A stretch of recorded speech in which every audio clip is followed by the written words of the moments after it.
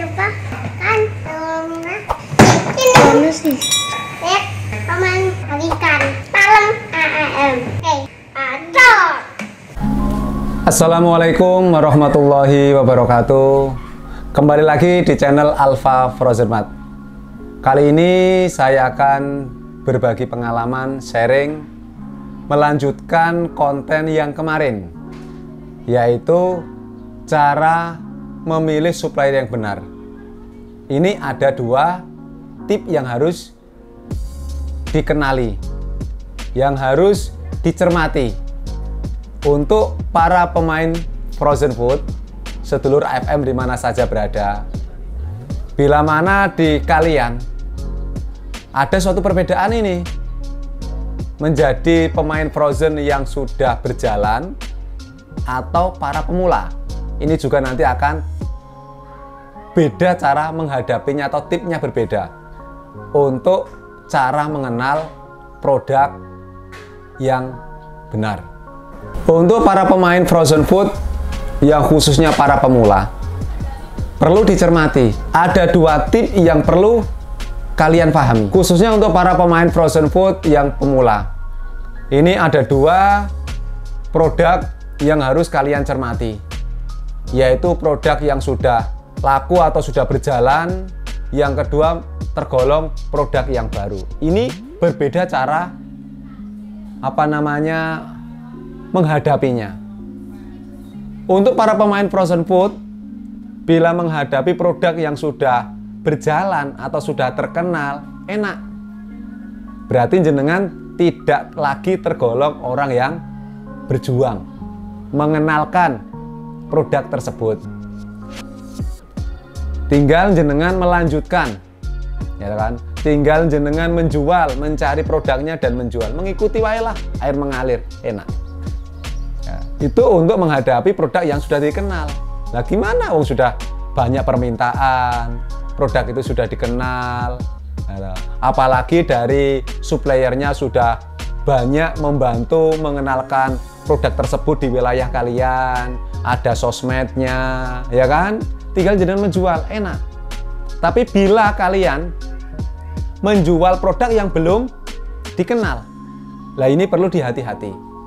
Karena menjual produk yang belum dikenal, walaupun itu sosis, tapi sosisnya belum, mereknya belum terkenal. Ada nugget, tapi nuggetnya belum terkenal. Lah ini perlu dicermati.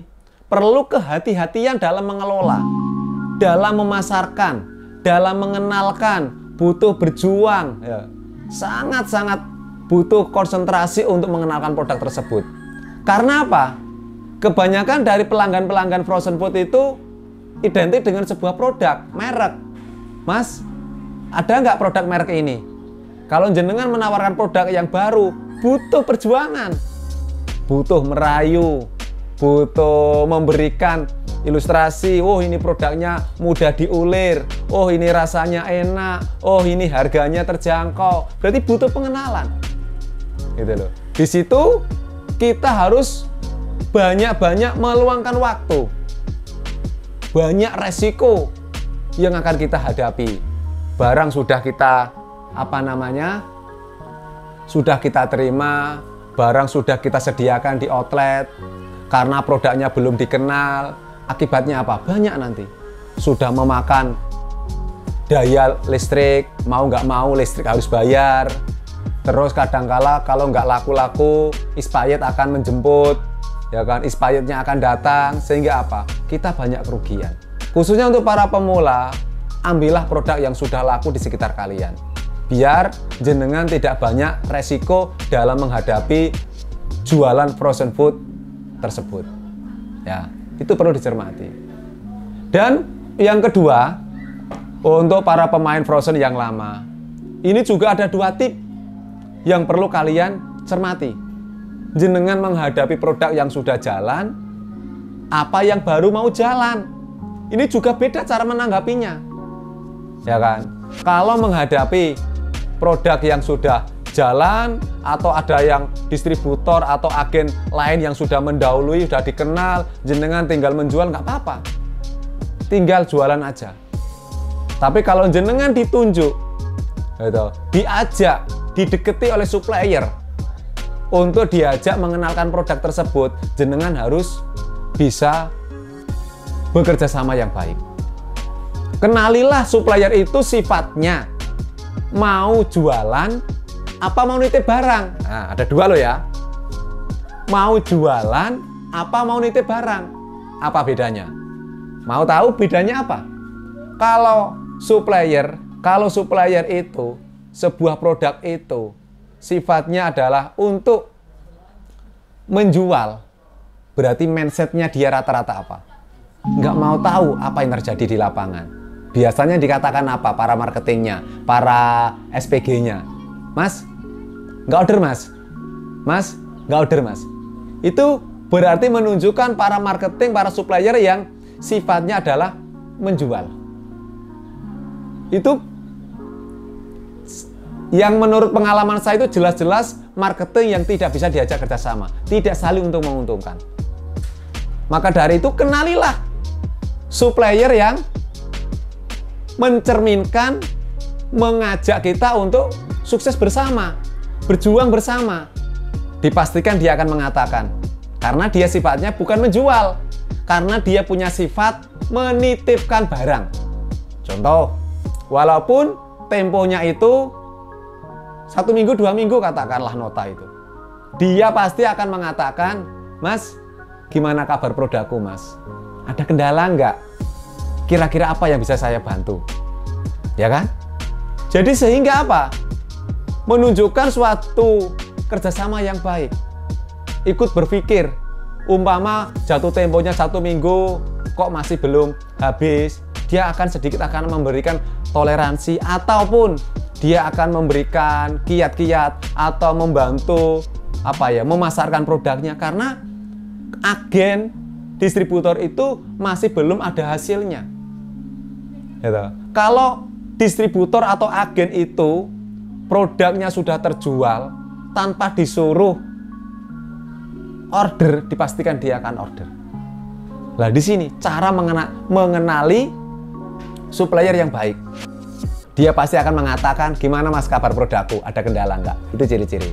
Tapi kalau tadi saya ulangi lagi, kalau seorang supplier mengatakan, mas nggak order mas, mas nggak order mas. Wah, itu ciri-ciri seorang marketing, seorang supplier yang tidak mau tahu apa yang terjadi di lapangan. Nah, di sini khususnya kita sebagai para pemain Frozen yang lama, kita juga harus bisa menentukan sikap. Bekerja sama dengan baik, jangan merugikan seorang supplier, tapi harus bisa bertanggung jawab sebagai penunjukan kita menjadi distributor tunggal atau agen tunggal di daerah itu. Perlu kita kembangkan, perlu kita perjuangkan, perlu kita inovasikan untuk mengenalkan produk, untuk memasarkan produk itu. Syukur-syukur jenengan bisa memilih seorang supplier yang tanpa kita minta, tanpa kita ajak, dia sudah ikut berjuang mengenalkan produk tersebut dengan iklan, dengan sosmednya, dia membantu pemasaran. Wah, itu sangat bagus. Karena ada beberapa supplier itu yang monoton, tinggal titip barang, 1 minggu datang lagi minta tagihan, seperti itu aja. Nah, ini perlu dicermati. Nah, ini untuk para pemain frozen food, khususnya untuk para agen dan para distributor, supaya benar-benar bisa menyikapi dengan baik. Pastikan kalian menjadi orang yang terdepan, menjadi distributor pilihan, menjadi agen pilihan di wilayah kalian. Caranya gimana? Jenengan harus bisa memberikan hasil, memberikan konsep, memberikan kinerja yang terbaik dengan para supplier. Yang tadi, yang kedua, bila mana jenengan menjumpai produk yang baru, jenengan harus juga minta jaminan sebuah wilayah. Jangan sampai kita yang pertama kali memasarkan produk, mengenalkan produk, sudah banyak resiko, banyak kendala, kita mikir sendiri, ya, dalam kurun waktu menurut supplier kebanyakan, wah, aku sudah menunjuk agen tersebut, distributor tersebut kurang lebih sekian bulan tapi nggak ada peningkatan. Dengan tiba-tiba seperti itu, tanpa ada komunikasi, dia ngasih agen lain. Ya. Agen lain pun, kalau produk sudah dikenal atau orang yang memasarkan produk, konotasinya itu produk yang sudah dikenal, dipastikan dia akan bersaing apa? Menurunkan harga. Ya kan? Kebanyakan itu. Lah, kita yang memasarkan, yang mengenalkan produk harus minta jaminan. Hati-hati bila ada seorang supplier yang dia di dalam mengajak kerjasama, produknya kurang laku atau belum dikenal di sebuah wilayah, terus jenengan pertama kali dikasih tanggung jawab untuk mengenalkan sebuah produk, lah itu jenengan harus bisa minta kerjasama cara mengenalkan produk. Jangan sampai dia cuma diem, jenengan cuma sudah dikasih SPG katakanlah, apalagi nggak dikasih gitu, atau dikasih freezer atau sama sekali tidak, tapi jenengan dituntut, ditunjuk untuk memasarkan produk. Setelah kurun waktu kurang lebih 3 bulan, 4 bulan tidak ada perkembangan tanpa ada bantuan dari supplier.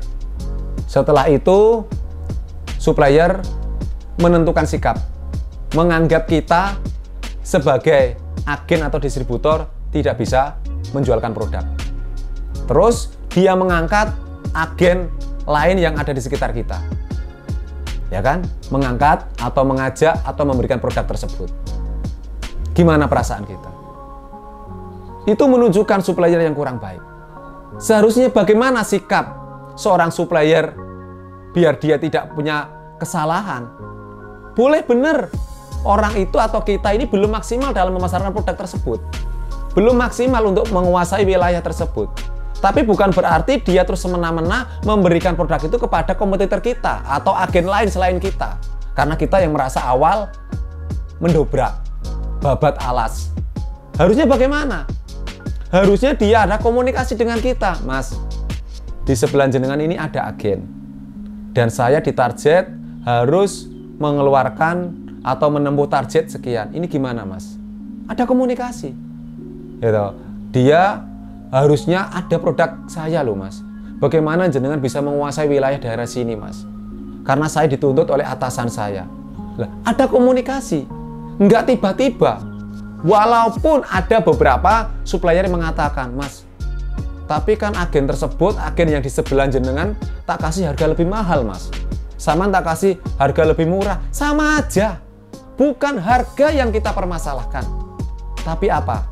Etika dalam komunikasi, dalam membangun pengenalan produk tersebut. Ya kan? Bukan masalah diskonnya, bonusnya, insentifnya yang lebih gimana-gimana, enggak. Tapi cara komunikasinya itu. Gitu loh, Mas. Saya ditarget gimana, Mas? Kalau agen itu gimana caranya dia mau menjualkan produk kita? Ayo kita ke sana bersama-sama. Satu. Kedua, barangkali agen tersebut benci dengan kita karena merasa bersaing. Berarti pakai orang ketiga, yaitu marketing itu sendiri. Ya kan? Jadi nggak langsung menvonis. Tak balik kemarin ada seorang supplier mengatakan, ya kan, Mas, umpama jenengan memegang sebuah wilayah Jawa Tengah yang sangat luas. Jenengan dipercaya oleh atasan jenengan memegang wilayah menjadi supervisor produk tersebut se-Jawa Tengah. Terus jenengan dalam kurun waktu 3 bulan, 4 bulan, 5 bulan katakanlah, dianggap atasan jenengan kurang maksimal. Omsetnya belum memadai. Ya, terus jenengan dianggap kurang bisa. Terus atasan jenengan mengangkat lagi seorang supervisor lagi. Wilayah sebagian Jawa Tengah yang bagian selatan katakanlah mengangkat 1 orang lagi. Gimana perasaan jenengan? Ya kan? Otomatis jenengan juga akan merasa sakit.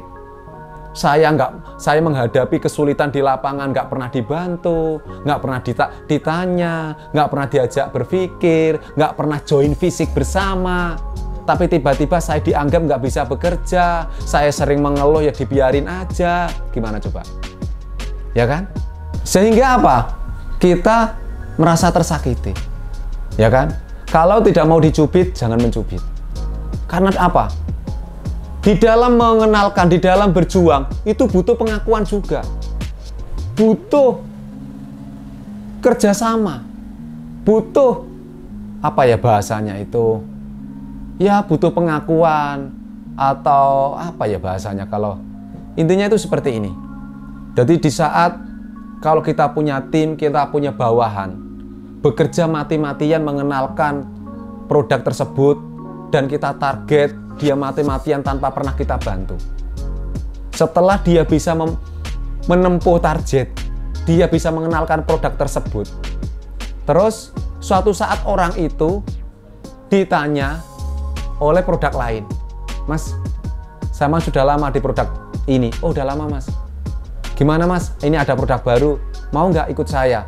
Dipastikan orang tersebut akan ikut. Karena apa? Dia merasa pinternya tadi itu bukan karena diajari oleh atasannya, tapi karena dia merasa bisa dengan dirinya sendiri. Sehingga ada orang yang mengajak dengan hasil yang lebih baik, gaji yang lebih banyak, otomatis dia akan pergi. Tapi kalau seorang atasan, seorang supplier memberikan kontribusi, memberikan proses yang bersama, menuju sukses bersama, suatu saat agen atau distributor tersebut itu diajak distributor yang lain yang sejenisnya sama, dia pasti akan merasa nggak enak hati. "Mas, tolong Mas, pasarkan produk saya. Ayo Mas, ikut saya." Enggak, saya nggak enak. Saya merasa bisa seperti ini, saya bisa merasa sukses seperti ini, saya bisa berhasil seperti ini, itu karena atasan saya. Sama. Begitu pula dengan antara supplier dengan agen, seorang supplier dengan atasannya, gitu loh. Inilah kita harus bisa mengenal sifat-sifatnya. Agar apa? Tujuan kita apa? Tujuan kita adalah menuju kesuksesan secara bersama-sama. Nggak semua orang mau mengikuti suksesmu, tapi semua orang mau mengikuti suksesmu. Ini perlu dicermati, ya kan? Untuk sedulur AFM di mana saja berada, pastikan benar-benar kalian itu bisa mengenal ya, sifat-sifatnya supplier yang benar, yang benar-benar ikut berjuang memasarkan produknya bersama kalian. Intinya dalam berbisnis itu tetap dengan kunci, yaitu saling untuk menguntungkan, berproses bersama. Ini perlu dicermati karena masih banyak para marketing yang baru, supplier yang baru, karena dia cuma tertekan dengan sebuah target, tertekan dengan sebuah omset, langsung dia mengambil keputusan di bawah tanpa komunikasi dengan seorang agen maupun distributor yang ditunjuk di awal tadi. Nah, ini perlu kita pahami. Banyak beberapa perusahaan yang pernah saya dengar itu dari Jack Ma, seorang motivator dari China. Dia pernah kalau nggak salah itu 3 kali atau berapa kali ditipu oleh perusahaan. Karena dia tetap berproses, sehingga beberapa perusahaan besar yang pernah menipu dia, yang tidak jujur, yang tidak komitmen, akhirnya sekarang apa? Hancur. Al-amanatu tajalibul rizqo. Amanah, jujur, komitmen, baik, konsisten, itu akan menarik ke sebuah rezeki. Dan sebaliknya, al-khianatu tajalibul faqro. Dengan khianat, tidak komitmen, alasan apapun karena tidak membangun komunikasi, coba apa? Dia akan menarik kefakiran. Untuk para supplier, untuk para owner perusahaan, kalian adalah orang yang bisa menentukan membangun sebuah perusahaan kalian, tapi bangunlah dengan sebuah hubungan. Karena tanpa sadar, mohon maaf, para supplier, para marketing yang di lapangan itu ibarat kata kalau saya gambarkan itu sebagai anak seorang perusahaan. Perusahaan nggak akan jalan tanpa adanya marketing, termasuk supervisor, termasuk para SPG, itu marketing. Itu termasuk anak kalian, orang yang bisa memberikan penghasilan kepada sebuah perusahaan. Dan dia bekerja sama di lapangan, yaitu dengan distributor atau agen. Yang mana agen atau distributor itu, kalau saya mengibaratkan adalah seorang menantu. Kalau jenengan mempunyai rasa anak dan menantu yang baik, jenengan harus bisa menyatukan mereka. Bekerja sama dengan baik antara menantu dengan anak. Antara marketing, supervisor, SPG, bagaimana bisa bersatu membangun produk, mengenalkan produk tersebut dengan para agen dan distributor. Itu. Jangan sampai seorang owner perusahaan menuntut yang berlebihan kepada marketingnya sehingga marketingnya itu tertekan, tidak punya pemikiran yang positif, sehingga banyak jalan yang negatif, yang salah yang dia jalankan. Sehingga apa akibatnya? Perusahaan akan hancur dan hubungan dengan agen dan distributor juga akan hancur. Maka dari itu, tip yang saya berikan di hari ini yaitu cara mengenal supplier yang baik adalah kenalilah sifatnya. Dia mau menjual produk apa titip produk? Ya, itu tadi ya, saya ulangi. Mau menjual produk apa mau nitip produk? Kalau menjual produk, berarti dia tidak mau tahu apa yang terjadi di lapangan. Tapi kalau dia menitipkan produk, berarti dia punya sifat selalu membangun komunikasi. Mau berjuang bersama, mau berproses bersama. Itu karena sifatnya adalah menitipkan produk. Di sini. Karena ini sifatnya produknya adalah benar-benar baru. Beda lagi yang tadi saya jelaskan. Dari sebuah perusahaan, dia sudah berjuang keras untuk mengenalkan produknya di sosmed, di televisi, di TikTok, di mana-mana, sehingga produk sudah dikenal, ya kan? Terus banyak banyak user, banyak masyarakat yang sudah mencari, lah itu luar biasa. Itu seorang supplier yang luar biasa, berani berkorban, berani berjuang untuk mengenalkan produk tersebut. Sehingga apa? Distributor dan agen tinggal menyediakan. Nah, ini gitu. Dipastikan seorang distributor sama agen itu sebenarnya sifatnya menyediakan. Yang mengenalkan, yang berjuang, sebenarnya tinggal marketingnya itu tadi. Gitu loh. Tapi kalau marketingnya tidak, seorang suppliernya tidak bisa ikut andil berjuang mengenalkan produk, sehingga yang jadi korban siapa? Perusahaan dan agen tersebut. Gitu loh. Ya kan? Perlu dipelajari. Gitu. Ini untuk para pemain Frozen, untuk para pemula khususnya, perlu bisa dicermati, mengenali produk yang sudah dikenal dan produk yang belum dikenal. Ini harus benar-benar jeli. Nggak asal-asalan para pemula, ada produk baru, jenengan dikasih freezer, jenengan disupport apapun, gitu. Tapi tidak ada kelanjutannya. Ini juga sama aja. Ini mumpung saya ingat lagi, ada tip cara mengenal supplier dari supervisor maupun dari marketing perusahaan. Cara bisa dikatakan dia menjadi seorang marketing yang baik atau tidak. Contoh seperti ini. Di suatu saat, seorang supplier atau marketing itu memberikan satu fasilitas freezer di tempat agen atau distributor. Contoh, di saat dia menjumpai freezer tersebut, ternyata ada beberapa produk orang lain juga. Jadi campur produknya seorang marketing itu dan produk orang lain. Ya, kalau marketing itu yang jelek, belum mempunyai pengalaman, ini kebanyakan dia akan mengatakan seperti ini dan akan berbuat seperti ini. Dia datang di sebuah agen atau distributor tanpa permisi, walaupun ini freezernya dia, freezer dari perusahaan dia. Tiba-tiba dia langsung buka. Setelah dia membuka, melihat ada produk sebagian dari orang lain, dia langsung marah. Bu, Pak, ini gimana ini, Pak? Kok ada produk orang lain? Ya kan? Itu ciri-ciri seorang supplier yang tidak benar. Dan ciri-ciri supplier yang baik bagaimana? Dia akan mengedepankan dengan sebuah etika. Dia masuk salam, dan dia juga akan bertanya kepada agen atau distributor tersebut. Bu, Bapak, mohon maaf, permisi, punten, ya kan? Berkenankah? Bolehkah saya membuka freezernya ini? Tanya. Dipastikan agen tersebut akan mengatakan, silakan mas. Setelah dibuka, ternyata kita menjumpai, atau supplier itu menjumpai, ada sebagian produk orang lain. Sama sekali dia nggak membahas, terus dia menutup lagi. Dan tidak membahas tentang masalah produk tersebut. Caranya bagaimana? Ada dua yang perlu kita bahas. Pertama adalah, bila mana seorang agen itu tidak bahasanya tidak menempuh target.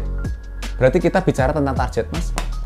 Kok bulan ini kelihatannya sampean belum ada target, mas, dibantu mas. Cuma itu aja. Ya kan? Yang kedua, bila mana jenengan mengenal seorang agen itu sudah omsetnya bagus, targetnya sudah tercapai, tunjukkan lagi dengan kalimat yang positif. Mas, gimana kalau bulan ini ditambah lagi mas omsetnya mas? Itu. Jadi kalau belum menempuh target, diajak, dikasih solusi untuk menempuh target. Kalau sudah menempuh target, disuruh diajak meningkatkan target. Jangan membahas masalah freezer. Ini buang-buang energi. Ya kan? Loh mas, seorang supplier terus ditekan dari atasannya. Gimana mas? Saya itu dituntut untuk melaporkan freezer saya yang ada di agen itu, untuk menfoto, untuk melaporkan ke atasan. Gimana coba? Hadapi dengan positif. Bicara dengan baik-baik dengan seorang agen tersebut. Bu, mohon maaf bu, ini beberapa produk yang lain tak singkirkan dulu bu ya. Mau tak tata sebentar. Setelah ditata, mau foto bu, mau buat laporan kepada atasan. Ya udah, disingkirkan produk orang lain, produkmu ditata dengan baik, terus selfie, difoto. Setelah foto itu, kirimkan ke atasanmu. Ya kan? Atasan taunya apa? Bagus. Ya, mereka senang dengan kalian, agen pun akan merasa terkesima. Setelah selesai foto, bisa dikembalikan lagi produk orang lain ke situ lagi. Berarti nggak perlu membahas masalah freezer. Ngapain membahas masalah freezer? Perlu dicermati. Kenapa? Kenapa di saat freezer kita atau freezernya seorang supplier ada produk orang lain, dia marah, merasa tersinggung? Kenapa? Tapi di saat produk dia ada di freezernya orang lain, dia diam 1000 bahasa. Coba, bahasa kasarnya apa? Jaluk menangi dewe kan? Loh, jangan seperti itu. Gitu. Disinilah kita sebagai supplier, sebagai marketing harus bisa mengambil hatinya seorang distributor atau agen dengan baik. Juga bisa mengambil hatinya orang atasan kita dengan baik. Karena kita itu sebagai penentu. Gitu loh. Kita memang dituntut untuk mengembangkan omset, mengejar target, bagaimana wilayah itu terkondisikan. Tapi diselesaikan dengan bijak. Ojo jare, ojo monoton yang terlalu kaku dari atasan. Disinilah seakan-akan jenengan sebagai marketing yang masih belum banyak pengalaman, ini diadu domba. Maksudnya gimana diadu domba? Atasan nyuruh A, di bawah maunya B. Ayo, diadu domba nggak? Jenengan kalau melakukan A, agen marah. Kalau jenengan melakukan B, atasan jenengan marah. Serba salah kan? Lah, ini seperti tadi. Contoh sebagaimana ibarat freezer tadi. Gitu. Atasan menuntut bagaimana freezer di situ terkondisikan dengan produk khusus, produknya perusahaan itu. Nggak apa-apa, tunjukkan. Tapi di lapangan, cara menyikapinya kita berbeda. Itulah kita harus menjadi marketing yang cerdas. Marketing yang baik di mata distributor, di mata agen. Mohon maaf sekali lagi. Boleh jenengan itu melakukan tanggung jawab oleh atasan, tapi jangan terlalu berlebihan. Kalau jenengan menyakiti seorang distributor, menyakiti seorang agen, mohon maaf, jenengan akan pindah ke perusahaan yang lain. Aku yakin nggak akan jauh dari dunia frozen. Jadi berikanlah pelayananmu, berikanlah hubunganmu dengan baik. Di saat kamu resign dari perusahaan itu, asalkan keluar dengan baik, atau bukan karena kesalahanmu, kamu tetap akan diterima dimanapun distributor atau agen tersebut. Tapi kalau kamu mementingkan sepihak dengan perusahaan, gitu. Oke, perusahaan itu senang, tapi kamu dibenci oleh agen dan distributor. Itu kalau kamu benar di mata perusahaan. Tapi kalau kamu Ya, mohon maaf para supplier, para marketing, salah di mata perusahaan, curang di mata perusahaan, nggak baik di mata distributor dan agen. Mau kemana lagi coba? Gitu. Pindah ke perusahaan sudah tercemar namanya. Ganti agen lagi sudah dikenal dengan bermainnya curang, bermainnya asal serobot. Nah, ini yuk pengalaman-pengalaman yang saya sharekan di sini, yuk kita cermati. Masih ada waktu untuk berubah, tidak ada kata terlambat. Dan mudah-mudahan apa yang kita sharingkan hari ini benar-benar bisa memberikan motivasi, perubahan yang sangat besar buat para supplier-supplier, para marketing yang masih baru. Gitu. Mudah-mudahan apa yang bisa saya sampaikan ini benar-benar bisa menjadi suatu kemanfaatan. Orang yang memberimu nasihat memang bukan orang yang sempurna. Namun barangkali dia bisa menunjukkan satu bagian dari dirimu yang hilang. Karena prinsip Mas Ayar, jangan sampai aku mati bersama ilmuku, jangan sampai aku mati bersama pengalamanku, tapi aku ingin mati bersama amal perbuatanku. Usaha bisa ditiru, rezeki nggak bisa. Mas Ayar akan selalu nge-share inovasi, pengalaman-pengalaman yang terbarunya kepada sedulur AFM, para subscriber AFM di mana saja berada. Mohon doanya, dukung channel ini di channel YouTube Alpha Frozen Mart, di channel Akhyarun TV, di channel Force G K7, agar Mas Ayar selalu bisa mengedepankan kemanfaatan untuk orang lain dan orang banyak. Dan pengalaman Mas Ayar ini bisa dikatakan nggak sempurna. Barangkali dari teman-teman lebih banyak juga pengalamannya. Karena itu tadi, kita saling berbagi, kita saling memberi, kita saling mengingatkan, kita saling menyayangi, kita saling maju bersama, menuju kesuksesan bersama. Oke, itu aja yang bisa saya sampaikan di hari ini. Mudah-mudahan bisa memberikan pengertian, perubahan. Ubahlah ucapanmu akan merubah masa depanmu. Ubahlah tingkah lakumu akan merubah duniamu. Mungkin itu dari kami. Ada kurang lebihnya saya mohon maaf yang sebesar-besarnya. Dari saya cukup sekian. Akhir kalam. Assalamualaikum warahmatullahi wabarakatuh. Salam dari AFM.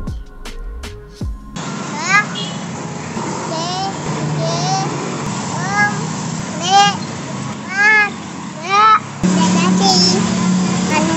kasih.